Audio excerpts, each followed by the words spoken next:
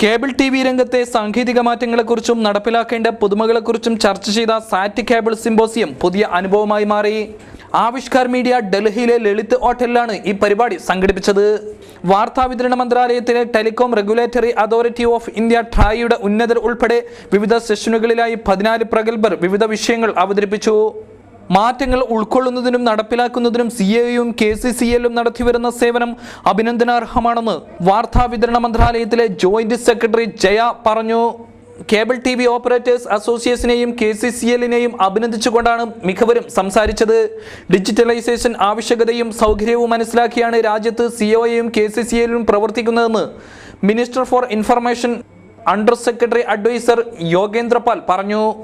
MSO LLO തലത്തിൽ രാജ്യത്ത് തർക്കങ്ങളില്ലാത്ത ഏക സംസ്ഥാനം കേരളമാണ്. COയുടെയും KCCLന്റെയും സാന്നിധ്യമാണ് ഇതിന് കാരണമെന്ന് ട്രായ് പ്രിൻസിപ്പൽ അഡ്വൈസർ പരമേശ്വരും പറഞ്ഞു. മാറ്റങ്ങൾ സമയബന്ധിതമായി ഉൾക്കൊള്ളാൻ ഓപ്പറേറ്റർമാരെ പ്രാപ്തരാക്കി. ഒപ്പം ഈ രംഗത്തെ മാറ്റങ്ങൾ അറിയിക്കുന്നതിനും അവ ഉൾക്കൊള്ളുന്നതിനും വരിക്കാർക്ക് അവബോധം ഉണ്ടാക്കാനും COയ്ക്ക് കഴിഞ്ഞു.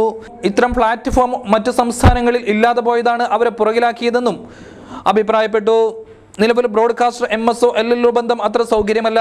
അതേപോലെ സമ്പൂർണ്ണ ഡിജിറ്റലൈസേഷൻ നടപ്പിലാവുന്നതോടെ നിലവിലുള്ള തങ്ങളുടെ വരുമാനം നികുതി ഉൾപ്പെടെയുള്ള അധിക ബാധ്യത ചുമത്തി ഇല്ലാതായി പോകുന്ന ആശങ്ക പൊതുവെ ഓപ്പറേറ്റർ തലത്തിൽ നിലനിൽക്കുന്നുണ്ട്. ഇതൊക്കെയാണ് മറ്റു സംസ്ഥാനങ്ങളെ പുറകിലാക്കുന്നതിന് കാരണമെന്ന് COA സംസ്ഥാന പ്രസിഡന്റ് നാസർ ഹസൻ അൻവർ പറഞ്ഞു.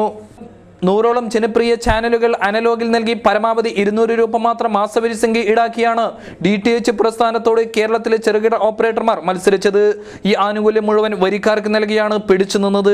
ഡിജിറ്റൽ കാലത്തും ഈ നിലപാട് തുടരുകയാണെന്നും അദ്ദേഹം കൂട്ടിച്ചേർത്തു.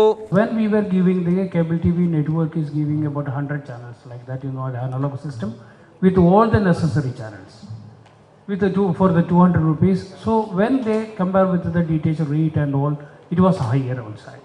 Now when we are going for the digitization process like that. KCN channel director കൂടിയായ നാസർ ഹസൻ അൻവർ സിംബോസിയത്തിൽ വിഷയാവതരണത്തിനായി ദക്ഷിണേന്ത്യയിൽ നിന്നും എത്തിയ ഏക പ്രതിനിധിയായിരുന്നു. കേബിൾ TV മേഖലയ്ക്ക് പുതിയ ഉണർവ് പകർന്നുകൊണ്ടായിരുന്നു സിംബോസിയം സമാപിച്ചത്.